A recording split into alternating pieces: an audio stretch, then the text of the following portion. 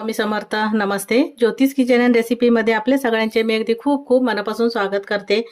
आता मुलांच्या सुट्ट्या पडल्या आहेत, त्यांना मधल्या वेळेस काहीतरी खायला पाहिजे.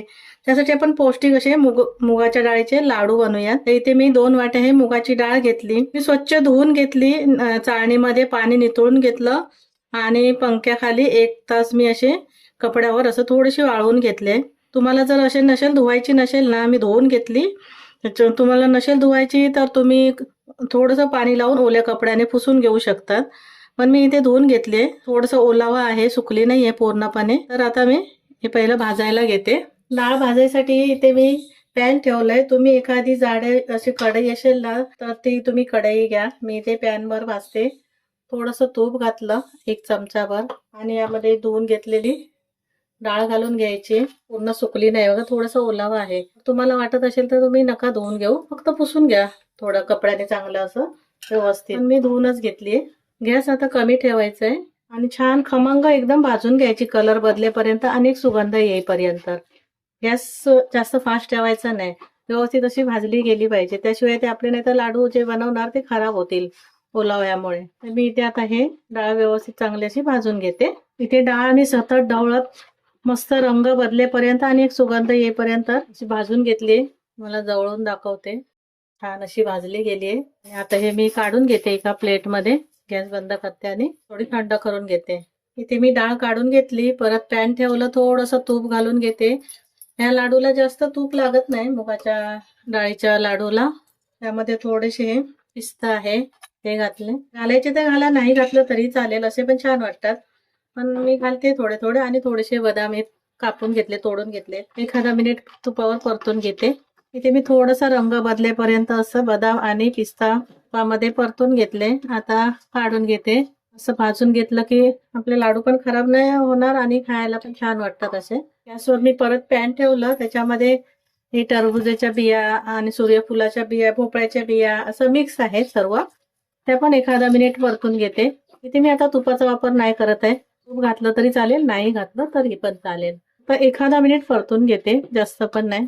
इथे आता बिया पण भाजल्या गेल्या आहेत. मी गॅस बंद करते आणि या बिया काढून घेते. तोपर्यंत डाळ थंड झाली आहे. खाली मी थंड करायला ठेवलेली डाळ. इथे डाळ थंड करून घेतली आहे आणि इथे मी मिक्सरचं भांडं घेते.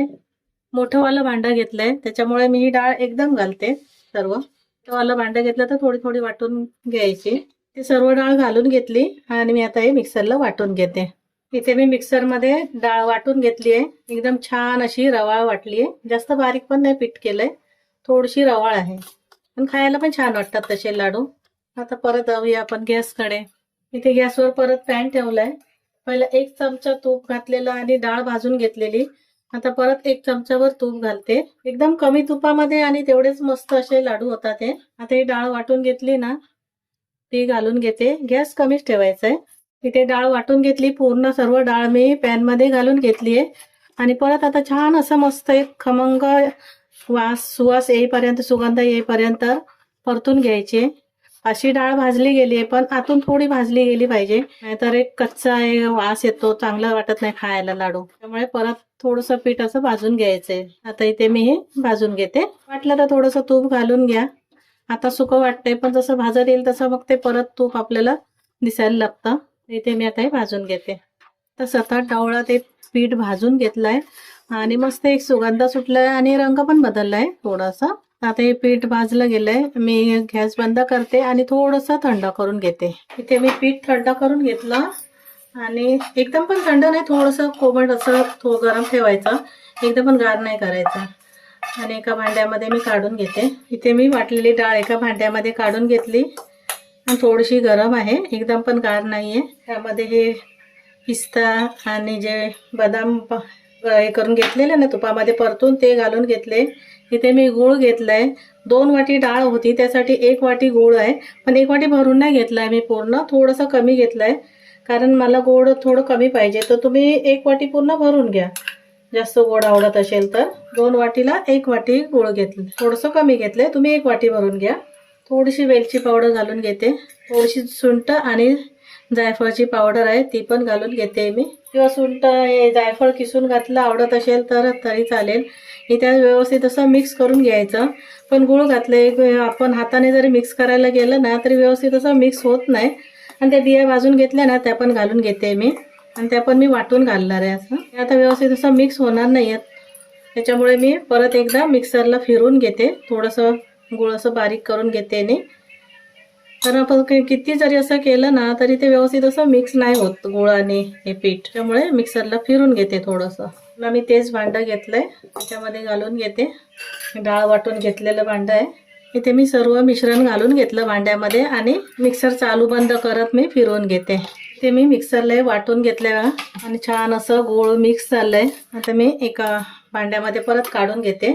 इथे मिक्सरमधून सर्व मिश्रण काढून घेतलं. परत एकदा व्यवस्थित असं मिक्स करून घेते. तुम्हाला जर वाटलं नाही इथे लाडू वळत नाही आहेत तर थोडंसं तूप गरम करून घालून घ्यायचं आणि मग लाडू वळून घ्यायचे. मी आता बघते आधी मला पण होत आहेत की नाही, तर मग घालून घेईन. व्यवस्थित असं मिक्स करून घेतलं आणि लाडू असे बांधले जात आहेत बघा. छोटे छोटे करते मी, छोटे मोठे जसे आवडीप्रमाणे तुमच्या करा तुम्ही. ते लाडू असा व्यवस्थित वळला जातोय. तुम्हाला नाहीच वाटलं तर थोडंसं तूप गरम करून घालून असे वळून घ्या. मी आता असे सर्व लाडू वळून घेते. सहज वळले जातात, असं काही म्हणजे हे नाही होत आहे. असेच मी सर्व लाडू आता बनवून घेते. इथे पाहू शकता मस्त आपले 2 चमचे तुपामध्ये मुगाच्या डाळीचे लाडू तयार झालेत. एकदम पौष्टिक आहे. मुलं जेव्हा खेळून येतात तेव्हा संध्याकाळच्या वेळेला चहासोबत द्यायला मस्त अशी रेसिपी आहे ही. एकदम पौष्टिक लाडू आहेत. खूप छान वाटतात खायला आणि बनवायला पण सोपे आहेत तसे. तेव्हा तुम्हाला माझी रेसिपी आवडली असेल तर लाईक करा, शेअर करा आणि सबस्क्राईब करा. पुन्हा भेटू आपण अशाच एका नवीन रेसिपीसोबत. थँक्यू, धन्यवाद.